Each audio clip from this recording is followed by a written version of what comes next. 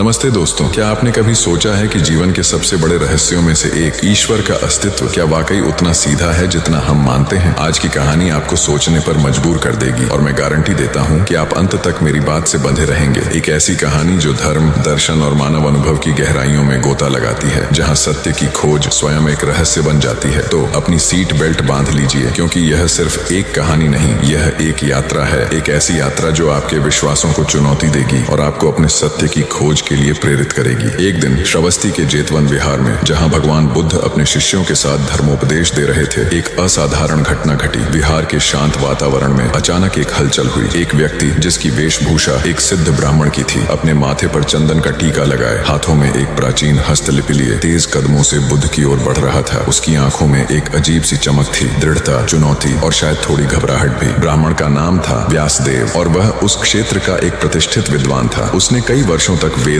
उपनिषदों और अन्य धर्म ग्रंथों का गहन अध्ययन किया था। व्यासदेव ने अपनी पूरी जिंदगी ईश्वर की खोज में लगा दी थी और उसे विश्वास था कि उसने सत्य को पा लिया है। लेकिन बुद्ध के बढ़ते प्रभाव ने उसे विचलित कर दिया था, जिनकी शिक्षाएं अक्सर पारंपरिक मान्यताओं को चुनौती देती थीं। व्यासदेव ने बुद्ध के सामने पहुंचकर गहरी सांस ली और अपनी आवाज को स्थिर करने का प्रयास किया। उसने कहा, हे गौतम, मैंने आपकी शिक्षाओं के बारे में बहुत सुना है और यह भी सुना है कि आप ईश्वर के अस्तित्व पर मौन रहते हैं। मैं आपको चुनौती देता हूँ, यदि आप यह सिद्ध कर दें कि संसार में ईश्वर नहीं है, तो मैं अब भी आपका शिष्य बन जाऊंगा और अपना शेष जीवन आपके चरणों में समर्पित कर दूंगा। लेकिन यदि आप यह सिद्ध नहीं कर सके, तो आपको यह स्वीकार करना होगा कि ईश्वर का अस्तित्व है और आपको भी उसकी उपासना करनी होगी। पूरा विहार सन्न रह गया। शिष्यों के बीच फुसफुसाहट फैल गई। कुछ लोग चिंतित थे कि बुद्ध इस सीधी चुनौती का सामना कैसे करेंगे। क्या वे कोई चमत्कार दिखाएंगे? क्या वे कोई गहरा दार्शनिक तर्क देंगे? व्यासदेव की आंखों में विजय की चमक थी। उसे लगा कि उसने बुद्ध को एक ऐसे जाल में फंसा लिया है जिससे निकलना मुश्किल होगा। लेकिन बुद्ध के चेहरे पर कोई भाव नहीं था। वे शांत थे। उनके होंठों पर हल्की सी मुस्कान थी। उन्होंने धीरे से अपनी आंखें खोली और अपनी निर्मल दृष्टि व्यासदेव पर केंद्रित की। उनके मौन ने व्यासदेव को और भी बेचैन कर दिया। कुछ पल का मौन इतना भारी पड़ गया कि व्यासदेव को लगा जैसे समय ठहर गया हो। अंततः बुद्ध ने अपनी शांत और मधुर आवाज में कहा, हे ब्राह्मण व्यासदेव, तुम्हारी चुनौती स्वीकार है, परंतु इससे पहले कि हम इस गहन विषय पर चर्चा करें, क्या तुम मुझे एक प्रश्न का उत्तर दोगे? व्यासदेव ने सिर हिलाया। अवश्य। हे गौतम, पूछिए। बुद्ध ने व्यासदेव की आंखों में देखते हुए पूछा, क्या तुमने स्वयं ईश्वर को देखा है व्यासदेव? क्या तुमने उसे अपने हाथों से छुआ है, अपनी आंखों से देखा है या अपनी इंद्रियों से अनुभव किया है? व्यासदेव का चेहरा एक पल के लिए फीका पड़ गया। उसने सोचा कि बुद्ध कोई गूढ़ प्रश्न पूछेंगे, लेकिन यह इतना सीधा और प्रत्यक्ष था। उसने कुछ देर सोचा, फिर दृढ़ता से उत्तर दिया, नहीं हे गौतम, मैंने स्वयं ईश्वर को नहीं देखा है, लेकिन हमारे शास्त्रों में, वेदों में, उपनिषदों में स्पष्ट रूप से लिखा है कि ईश्वर है। हमारे ऋषियों मुनियों ने, जिन्होंने गहन तपस्या की है, उन्होंने बताया है कि वह इस संसार का निर्माता, पालक और संहारक है। हमारे पूर्वजों ने पीढ़ियों से इस सत्य को माना है। बुद्ध ने अपनी आंखों में एक हल्की सी चमक लिए कहा, तो क्या सिर्फ शास्त्रों में लिखे होने से या पूर्वजों द्वारा माने जाने से कोई चीज सत्य हो जाती है? व्यासदेव, क्या हमें सत्य को स्वयं नहीं खोजना चाहिए, उसे अपने अनुभव से प्रमाणित नहीं करना चाहिए? यदि किसी पुस्तक में लिखा है कि सूरज पूरब की बजाय पश्चिम से उगता है, तो क्या तुम उसे मान लोगे? व्यासदेव असमंजस में पड़ गया। बुद्ध के प्रश्न ने उसके तर्कों की नींव हिला दी थी। वह कैसे सिद्ध करता कि ईश्वर वास्तव में है, जब उसने स्वयं उसे अनुभव नहीं किया था? उसकी पूरी शिक्षा और ज्ञान केवल पुस्तकों और परंपराओं पर आधारित था। बुद्ध ने व्यासदेव के चेहरे पर असमंजस के भाव को भांप लिया। उन्होंने अपनी बात आगे बढ़ाते हुए कहा, आओ मैं तुम्हें एक दृष्टांत सुनाता हूँ व्यासदेव, यह तुम्हें सत्य को देखने का एक नया दृष्टिकोण देगा। बहुत समय पहले की बात है। एक घने जंगल में कुछ अंधे लोग रहते थे। वे जन्म से अंधे थे और उन्होंने कभी कुछ देखा नहीं था। एक दिन उस राज्य का राजा उस जंगल से गुजर रहा था। राजा को एक विचार आया। उसने अपने महावत को आदेश दिया कि एक विशाल हाथी को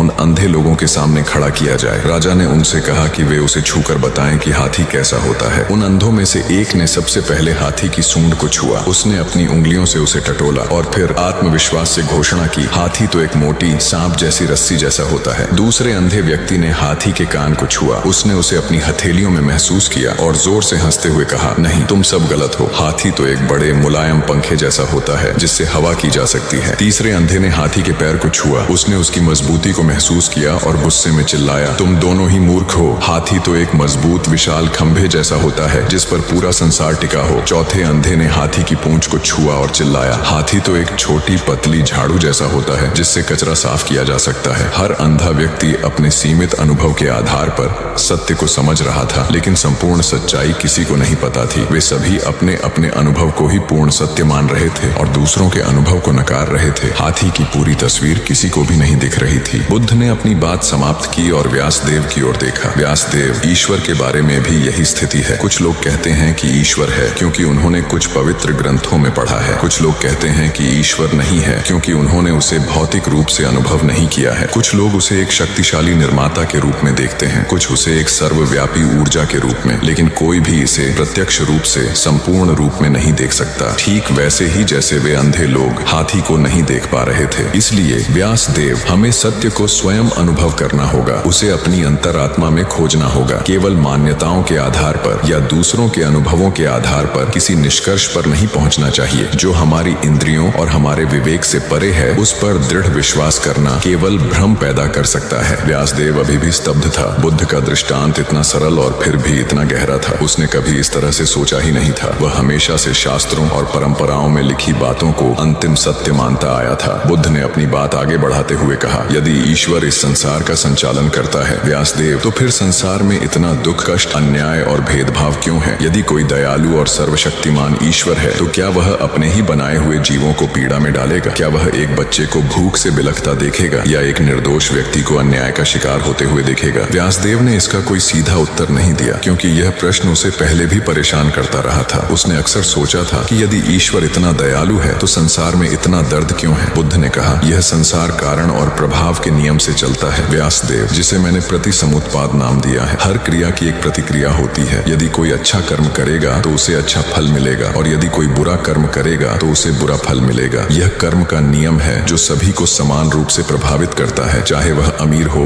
या गरीब, राजा हो या रंक। इसका निर्णय उसके अपने कर्मों पर निर्भर करता है व्यासदेव, न कि किसी अदृश्य ईश्वर पर जो ऊपर बैठा सब कुछ नियंत्रित कर रहा हो। हमारा भविष्य हमारे वर्तमान कार्यों से बनता है। यदि तुम आज दयालुता बोते हो तो तुम कल दयालुता काटोगे। यदि तुम आज घृणा बोते हो तो तुम कल घृणा काटोगे। ईश्वर की कल्पना अक्सर हमें अपनी जिम्मेदारियों से मुक्त कर देती है। हम सोचते हैं कि सब कुछ ईश्वर की इच्छा पर निर्भर करता है और इस तरह हम अपने कर्मों के परिणामों से आंखें फेर लेते हैं। लेकिन सत्य यह है कि हम अपने भाग्य के निर्माता स्वयं हैं। बुद्ध ने व्यासदेव को थोड़ा और सोचने का समय दिया। फिर उन्होंने एक और दृष्टांत सुनाया जो सीधा उसके हृदय को छू गया। मान लो व्यासदेव कि एक व्यक्ति जंगल में घूम रहा था और उसे अचानक एक जहरीला तीर लग जाए। तीर उसके शरीर में गहरा धंस गया है और जहर उसके खून में फैल रहा है। जब लोग उसे बचाने के लिए वैद्य के पास ले जाने लगे तो वह व्यक्ति कहे, रुको, मुझे पहले यह जानना है कि यह तीर किस लकड़ी का बना है, इसे बनाने वाले का नाम क्या है, इसे चलाने वाला कौन था, वह किस दिशा से आया, उसका गोत्र क्या था और इस तीर पर कौन सा विष लगा है। बुद्ध ने थोड़ी देर के लिए रुककर व्यासदेव की आंखों में देखा। अब सोचो व्यासदेव, यदि वह व्यक्ति पहले इन सभी प्रश्नों के उत्तर ढूंढने में ही लगा रहेगा तो क्या होगा? जब तक उसे इन सब सवालों के जवाब मिलेंगे तब तक वह मर चुका होगा। जहर उसके पूरे शरीर में फैल जाएगा और उसे बचाने का कोई उपाय नहीं रहेगा। इसी प्रकार व्यासदेव, हम यह सोचने में समय क्यों बर्बाद करें कि ईश्वर है या नहीं, वह कैसा दिखता है या उसका क्या कार्य है, जब हमें अपने दुखों से छुटकारा पाने का उपाय खोजना चाहिए। हमारे सामने जीवन के दुख हैं, बुढ़ापा, बीमारी, मृत्यु, प्रियजनों से बिछड़ना, इच्छाओं का पूरा न होना। इन दुखों का कारण क्या है और इनसे कैसे मुक्ति पाई जा सकती है, यह जानना अधिक महत्वपूर्ण है। ईश्वर के बारे में बहस करना उस तीर लगे व्यक्ति के समान है जो तीर के बारे में अनावश्यक प्रश्न पूछ रहा है जबकि उसका जीवन खतरे में है। हमें उस दुख को समझना होगा जिससे हम पीड़ित हैं और उस मार्ग को खोजना होगा जो हमें उससे मुक्ति दिलाए। यही निर्वाण का मार्ग है व्यासदेव, जो ज्ञान, करुणा और ध्यान से होकर गुजरता है। गौतम बुद्ध के इन तर्कपूर्ण, सहज और करुणापूर्ण कथनों ने ब्राह्मण व्यासदेव को अंदर से झकझोर दिया। उसके वर्षों के अध्ययन और विश्वास जो केवल किताबों और परंपराओं पर आधारित थे, बुद्ध के सीधे और अनुभवजन्य तर्कों के सामने फीके पड़ गए। उसने कभी इतनी गहराई से अपने स्वयं के अनुभवों और विवेक पर भरोसा करने के बारे में सोचा ही नहीं था। व्यासदेव ने अपनी आंखों से आंसू पोंछे। उसके अहंकार की दीवारें ढह गई थीं। उसने महसूस किया कि वह हाथी को छूने वाले अंधे व्यक्ति की तरह था जिसने केवल एक हिस्से को छुआ था और उसे ही पूर्ण सत्य मान लिया था। बुद्ध ने उसे संपूर्णता का दर्शन कराया था, एक ऐसा दर्शन जो सीधे हृदय को छूता था। वह धीरे से बुद्ध के चरणों में झुक गया। उसकी आवाज कांप रही थी लेकिन उसकी आंखों में अब एक नई चमक थी, समझ की, कृतज्ञता की और एक नई यात्रा पर निकलने की उत्सुकता की। हे गौतम, आपने मेरी आंखों पर बंधी पट्टी खोल दी है। मैंने अपनी पूरी जिंदगी एक ऐसे सत्य की खोज में बिता दी जिसे मैं स्वयं अनुभव नहीं कर सकता था और उस पर अपनी सारी ऊर्जा खर्च कर दी जो मेरे दुखों का समाधान नहीं था। मैं आपके तर्कों से, आपके दृष्टांतों से और आपकी करुणा से पूरी तरह पराजित हो गया हूँ। आज से मैं आपका शिष्य हूँ। कृपया मुझे अपने संघ में स्वीकार करें और मुझे उस मार्ग पर चलना सिखाएं जो दुखों से मुक्ति दिलाता है। बुद्ध ने व्यासदेव को उठाया और उसके कंधे पर हाथ रखा। व्यासदेव, तुम पहले से ही मेरे शिष्य हो, क्योंकि तुमने सत्य को स्वीकार करने का साहस दिखाया है। सत्य की खोज एक सतत यात्रा है और मैं तुम्हें उस यात्रा में मार्गदर्शक बनूंगा। व्यासदेव ने संघ में शामिल होकर बुद्ध की शिक्षाओं का अध्ययन करना शुरू किया। उसने ईश्वर के बारे में अपनी पुरानी मान्यताओं को त्याग दिया और अपना ध्यान अपने कर्मों पर